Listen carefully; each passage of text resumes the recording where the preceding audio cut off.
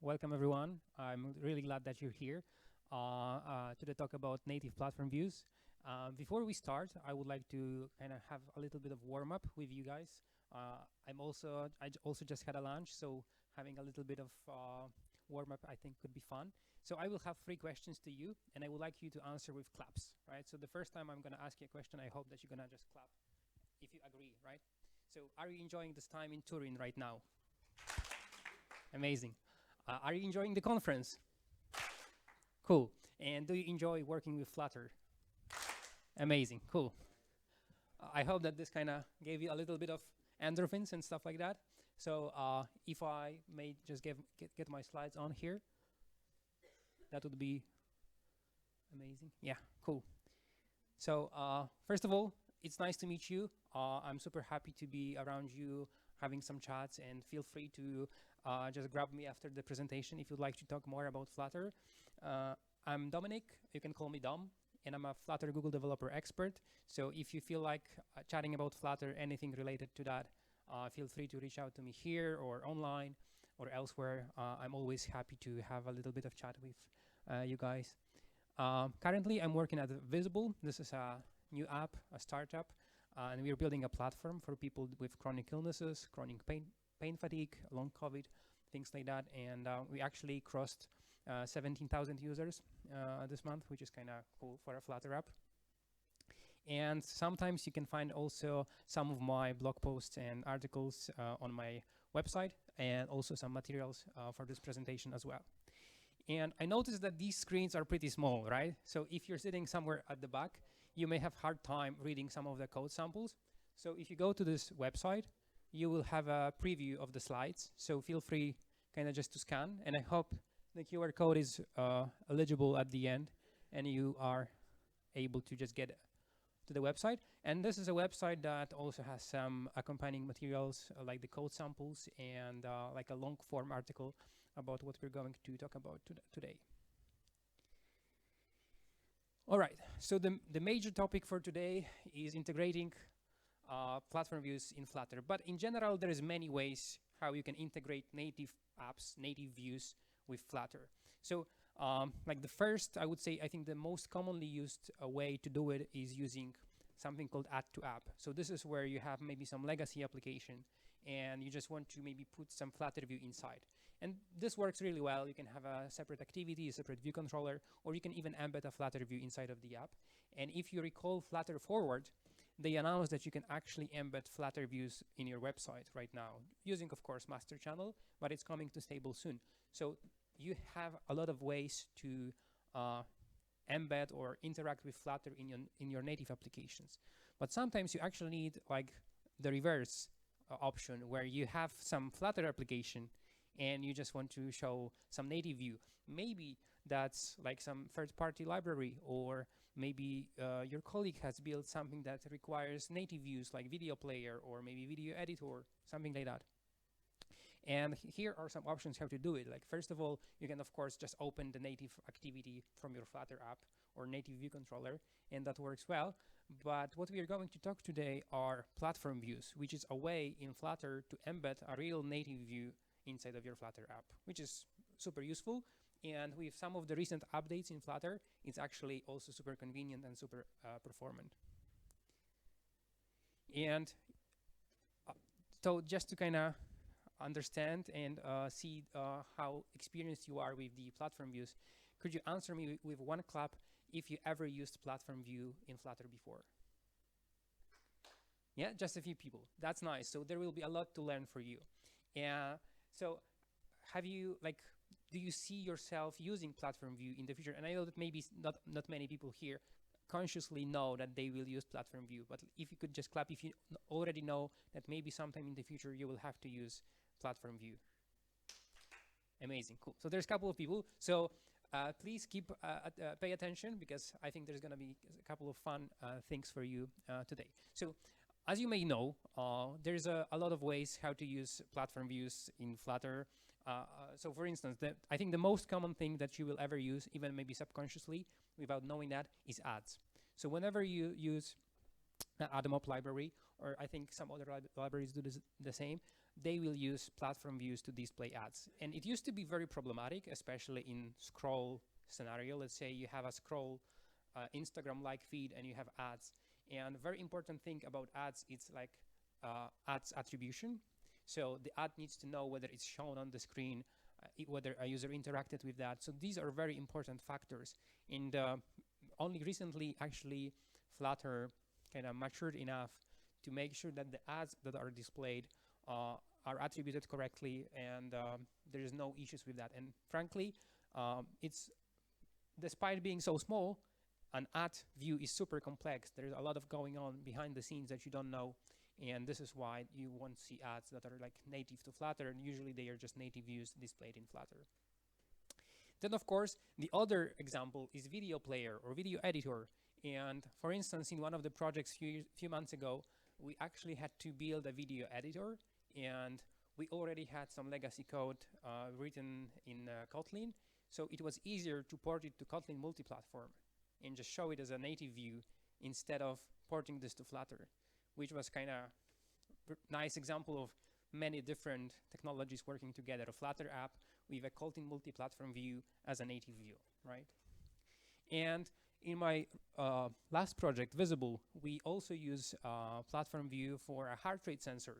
So you may recall some apps have like this feature when you put your finger on a camera, and over like a couple of seconds or like a minute, it will tell you your heart rate. So we are actually doing the same using a platform view. Of course, like the platform view is just for the display, and underneath you actually operate on the camera APIs, but this is how you kind of want to you can show it on the screen using the camera implementation. And also one of the most obvious ones is a web view.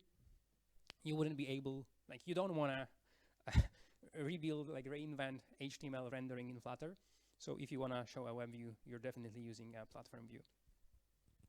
So many cases, and probably if I would ask some of you, you would have more ideas where the platform view could be shown. And the cool thing about platform views in Flutter is that they are actually just another widget. And for most of the time, if you ever use any library, like a camera library, for you, you will not even think about this being a platform view or a web view, right? You will just put a widget somewhere into your widget tree.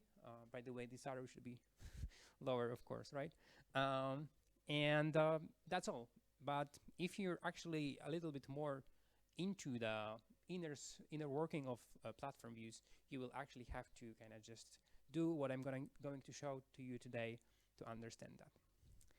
But maybe let's back up for a second and understand, and this is like a personal story, why platform views are important to me. So like almost 4 years ago, we were meant to build like a camera application. It was not like anything fancy, but we wanted to have a really nice camera preview. And back then, there was not many camera libraries, and the official one was still very simple. It wouldn't allow for things like custom frame rate. It wouldn't allow for exposure control and things like that. So we had to come up with our own implementation. And if you would look, this is like some screenshots of some of the examples from this time. There was not really like a good example of camera library out there. And for camera, you definitely need a platform view. So I tried several different approaches. Like a couple of them look like that. Camera fix exception. It was just a fork of an official camera library fixing one thing. And there's like 10 or 20 of them like that on pub.dev. But one of the ideas that we had was to actually, together with my friend Razvan, to port an existing camera library from React Native to Flutter and just use it as a platform view. And actually, like it's been almost 3 years, and we succeeded with this for Android. But unfortunately, the amount of work needed to maintain that and keep up to date with the React Native library was just a bit too much for us, being like indie devs and stuff like that. So, but it worked. It's a platform view shown in Flutter of a React Native library. Of course, we ported a lot of the things to just Android, and we scraped most of the JS and TypeScript, but it's like a React Native thing embedded in Android. And the performance was great. Like even then, like 3 years ago, the platform views were super smooth, and you could just operate on that easily with any with all the gestures and stuff like that. But like last year, I set up myself a goal, like a small goal, but like a goal to kind of make sure that finally I had it done, despite it's been like 2 years after the project, and we kind of just went with something that was ready back then, 3 years ago. And so the goal was to just build your own camera plugin, right? It's not like it's not doable, right? It should be easy. It wasn't easy, but last year we tried, and I tried to build something that would be close to a real camera plugin that I would be satisfied with like exposure control, frame rate control, stuff like that. But before we get into this, how I did this, let's maybe back up for a second again and do like the boring theory, how platform views are actually displayed. And I hope that you will find this like insightful, because the first time you ever open a documentation about platform views, you may be a little bit overwhelmed. There's a lot of things to comprehend, but I hope that the representation that I'm gonna give you today is going to be like digestible and simple enough. So let's start with like a simplified flow that's common for all the platforms, both Android, iOS, and desktop, how it works. So we start with a Flutter widget. Flutter widget, simple thing. You all know that you can just put a Flutter widget somewhere in the app. Then the Flutter widget needs to know like some, it will have to have some platform-specific implementation depending on whether it runs on Android or iOS. Then we go to the native side, or like Kotlin, Swift, or Java, and on the native side, we also have to write a little bit of boilerplate code. And to do that, you have to first find something called registry. And if you ever written a plugin, you will recall something that will let you register your factory, and the factory will know, it's not a view just yet, but the factory will know how to create a Flutter platform view. And a Flutter platform view is a common abstraction that Flutter knows how to consume, and then based on that, it can render some native view. So the flow is pretty simple. There's a bit of boilerplate code for that, but you will see that once you understand the flow, it's very very understandable and very easy to follow. So let's start maybe with iOS. On iOS, again, Flutter widget. Then the widget that's platform specific for iOS is called UIKit view. And by the way, the same widget can be used on macOS. Then on the native side, we have Flutter plugin registrar, then native view factory and platform view, and just UI view. UI view, for those that don't know iOS development, UI view is just a view that you have in a traditional iOS development, not like a Swift UI stuff. Then on the Android, it's almost the same. So we also have the Android view. You have the platform view registry. So if you compare it with iOS, in iOS, it's actually a little bit simpler because you have one registry, which is called plugin registrar. On Android, you have separate registry for plugins and separate registry for views. It's a little bit more mature. And then there's one difference between iOS and Android, because on Android, you also have access to a little bit low-level primitives that you can use to render your platform-specific widget. And we're gonna look into that in a second. And please kind of try to remember this layout that we have Flutter side and native side, because this is gonna be useful when we will go through the samples. And because the screens are pretty small, I think the details will not be super important. I think it's the layout and the flow that will be useful to remember. So again, coming back to Android. On Android, there are two ways to render a platform view. First way, which is like a legacy or like historic way, is something called virtual display. And this is a way of rendering a native view into something called I think texture, and this texture is then passed to Flutter and then rendered in Flutter. What it means is that there is no, like this view does not really exist in an Android view hierarchy. So this view cannot handle, or it can, but it's different way of handling like keyboard interactions or gestures in general, or accessibility tools may not recall this view exactly, but it was very simple. It did the job, and you can still use that if you need.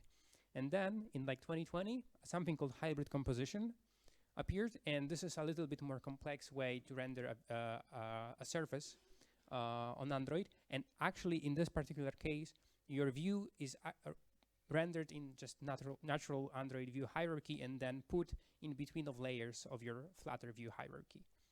And this is very useful because you can actually then interact with this view as if it was a real native view in a native application. And then last year, a new kit appeared on the block. It had like a code name texture layer hybrid composition. And this one was like a augmentation of a hybrid composition, which was supposed to be more performant, a little bit more smart about which way of rendering it should use depending on the Android version and stuff like that. There was a little bit of confusion for a few months because especially I think during Flutter 3.3 or 3.0, there was some errors and bugs that caused some people to lose their platform views in general. So it was a little bit back and forth to get it working again. And unfortunately, it happened to me as well, and we had some production issues after upgrading that we didn't catch in time. But anyway, right now you can still think that there's like a virtual display and hybrid composition, and these are the two major ways to render on Android. So if you would open a platform view that's written using a hybrid composition in Layout Inspector in Android Studio, you would actually see all the elements of this view. This is a zoom in view on that. You could actually see all the text views and stuff like that that are rendered natively. And you can put Flutter widgets on top of that, and they would still be kind of visible in the hierarchy. On iOS, however, there is only one way to render native views, which is hybrid composition by default. It's just easier to work with platform views on iOS. All right, let's come back to our goal, which was, as you remember, building a camera plugin. So again, just because it was like a still POC, so I went with the simple route, and again, I wanted to just reuse an existing library. And for now, let's just capture the photo. Let's forget maybe for a second about the video recording. And I wanted this to be like a sample that can be public. So one thing that I wanted to do was to make it a federated plugin. Federated plugin, for those that don't know, is a plugin that has a separate implementation for each of the platforms. So for instance, several people can work on different platforms and contribute without affecting other people's code, which is super useful. So if you feel like it and maybe you would like to contribute some parts of that, just let me know. We can have a talk and see what we can do about other platforms. All right, now there's gonna be a couple of slides of code, but in fact, there's only few things that you need to pay attention to. So for instance, on this slide, the only thing that we wanna look at is this ID. So we're here, right, on the diagram. We are on the Flutter platform-specific widget side. And what we need to remember here is that whenever you create this widget, you have to assign an ID. And most of the code you will copy from the documentation anyway, right? Then we're on the native side, right? So this is the first layer of the native side. And here we just need to register our view in the plugin registry. And this is, again, a lot of boilerplate, but the important part has only one line. Then we're one level deeper. So here we have our factory. And this factory will just need to create a native view, right? Again, a lot of boilerplate just to render one thing. And then we're almost at the lowest level. And we, in this particular case, I made myself another goal to render this view using Swift UI. And again, there are some tricks on iOS side that you can use to render a Swift UI view inside of the UI view. So it's like you try to squeeze like a different thing into some legacy view. So what you can use is like a UI hosting controller. So again, if you're not a Swift developer, it may not even be important to you. But the funny part is that actually after that, once you have it, you can just write your native iOS view using Swift UI, which is a declarative UI framework, right? And if you switch from Flutter to Swift UI, it's just like the syntax is just a little bit different. Some keywords are different, but in general, it's like a column with two texts inside. And frankly, I wouldn't mind if Dart would look like that. Yeah, and I just add a couple of confetti animations just to make it fancy. All right, now playing on repeat, almost exactly the same code, but just for Android. So here we are back on the Flutter side, where we can render Android view, right? Simple thing. I think it's even simpler than the iOS part, but here, when you use that, you will render a visual display. But we want a hybrid composition. We want something complex. We want something that accessibility is supported.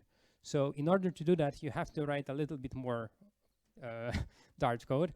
And again, the important part here, I especially made this a little bit bigger just for you to be able to read that. And what you have here is something called platform view service, and then you call something called init expensive Android view. And this is like the lowest level that you can go when it comes to rendering platform views from Dart. And the name says it all, right? Expensive view.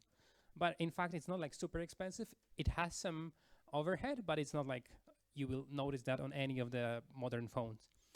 So if you would call another method init Android view, you would essentially end up with the same code as previously, and the recommended way that right now is to use init surface Android view. And when you use init surface Android view, there is a little bit of logic behind that will determine what kind of version of a platform view your system version supports, because there are differences for Android versions below 10. They will use a different rendering technique. But for the more modern phones, you should be good to just use hybrid composition. And then we go back to the native side, Kotlin. This time, again, same drill. Register the view, this time in the platform view registry. Then one level deeper, we just render our native view in a factory. Then one level deeper, we have our native view. In this particular case, I went with like a code approach. So I have my platform view, and inside of that I have a text view, and this text view, simple thing, just renders a label, and you can see that.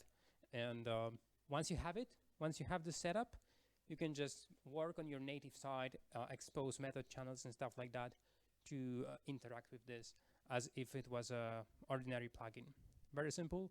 It's like an hour of work, maybe less, and you should be able to render anything on the native side. All right, knowing the basics, like the boring theory is away. Like, you should understand we have like these steps: 1, 2, 3, 4, 5, 6 steps to make the platform view visible on the native side, and you just have to repeat it for every platform that you want to support. And I think this is pretty common in Flutter, that once you start working with native platforms, you just have to repeat all the boring stuff several times. But how do we want to show the camera? I said at the beginning that I was a little bit lazy and I wanted to reuse some existing library. I don't know Swift well enough to write my own camera. So what I've done is that I've just found a sample using Swift UI. This is a really amazing tutorial if you are looking into image processing with Swift. And I just kind of went through that, tried to understand, copied most of that, and put it into the app. So this is the Xcode. Doesn't matter what it says. Let me zoom in a little bit. And the important thing here is that this is just my camera view, right? This is going to be my camera view that I'm going to render, and I don't care what's underneath. Again, very similar approach to what I've done with Flutter. I just have a widget. I want it to render. Same thing with Swift UI. I have a UI view, and I just want to render that. And after I went through the tutorial, fixed a couple of syntax errors, this is what I get. Not a blank screen. Not a blank screen. Anyway, this was supposed to be my face goofing around in a camera view. Let me see if I can fix that. Oh, this is me. Yeah. All right, so some technical difficulties, but like this is me goofing around for the first time in the camera preview that I made in SwiftUI. I actually didn't make it. It was a copy paste, but it was fun. It worked. Like, the crazy thing about it is that if you would open a camera example from the camera package, it would be much slower in terms of frame rate. This was like 60 FPS even in debug mode, because it was just a native SwiftUI view rendered statically. It wasn't scrolling or anything like that. It was just a camera preview. So the system provided whatever it has, right? It's not like it was in a debug mode on the Swift side. And it was super smooth. Like, I was astonished to see that for the first time on a real physical iPhone. And I mean, once you see the fluency here, again, this doesn't reflect that, but it was super, super smooth. Right, ultra smooth. And the code for that was super simple, right? I just had my text, and the camera view in a column, in this particular case in VStack. And the sample provided some goofy, funny filters, right? All right, so what about Android? The Android was almost comparably simple, not many things to change. So I just found a camera view library, and there is this thing in Android called Camera X. This is a library that is supposed to unify camera APIs across different versions of Android. And this one that I found hasn't used Camera X just yet, but it was supposed to. But the important part is that if you use Camera X, it means that you cover most of the brands of the phones out there. If you use older APIs, you have to deal with stuff like camera sessions and stuff like that, which is super annoying. And for now, we're just gonna expose take picture method using method channel. Again, a lot of the code, but the important part highlighted here is we just render another camera view. And I guess it's nothing that I would be proud of, but at the same time, that's most of our work, right? Using some existing libraries to combine them to make them work nicely. So once you have it, you have to just put some configuration here, some gestures, pan, pinch, tap, long tap, and stuff like that. And then, after 10 minutes, you have the camera preview that's so much smoother than the official camera library. Of course, there are some drawbacks, like you have to write all the boiler, like glue code on your own. It's not like it's supported out of the box. But for my use case, where I wanted to control things like frame rate, exposure, flash, and stuff like that, and I wasn't afraid of writing a couple of meta channel calls, that was the best thing that I could find. And by the way, it handles things like lifecycle changes on Android on its own, so you don't have to deal with that. You just tell it, like the view goes to background, it will suspend or freeze. If you go back to the foreground, it will start rendering again, things like that. Super convenient, and I was super happy to see that. All right, so as I got this confidence, right, I asked myself, what if I could just bring it to the desktop, right? And the cool part about SwiftUI is that like the same code that I had on iOS actually just worked after a few tweaks, very simple stuff, it works on macOS out of the box. And here's us on previous conference, Flutter Vikings. We were just fooling and playing around with the same view that we shown on iOS, on macOS in like, again, 10, 15 minutes. And the cool part is that back then, like 3 months ago, the platform views for macOS were like experimental. So they would say that you shouldn't use them and so on. And when preparing for this talk right now, I just verified this again. And in these 3 months, the Flutter team has provided so much fixes and improvements to the platform views on macOS. Their main goal is to support like web views and video player and stuff like that this year. And actually, this sample is even better now. So if you would download the GitHub repository and play it around on your Mac, you would find that this is super smooth. Things like window resizing works. It used to not work. So for instance, there like the gestures, if you try to click or like scroll, things like that, they still don't work for platform views on macOS, and it's still only on master channel. But for instance, last time when I was playing with that, the window would not resize if you would show platform view. It's fixed now. You could only show platform view above the widgets, and now it's fixed now, so you can show the platform view inside of your view hierarchy, which is cool. And you can maybe put your own UI on top. And the API is slightly different, but I think it's manageable. You should be fine just playing with all the IntelliSense in Xcode and stuff like that to figure out what kind of APIs you need to use. All right. I hope that I didn't bore you.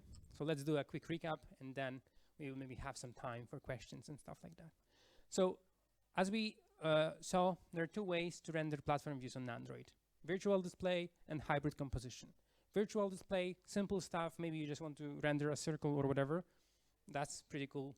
You don't have so much control over accessibility and input methods.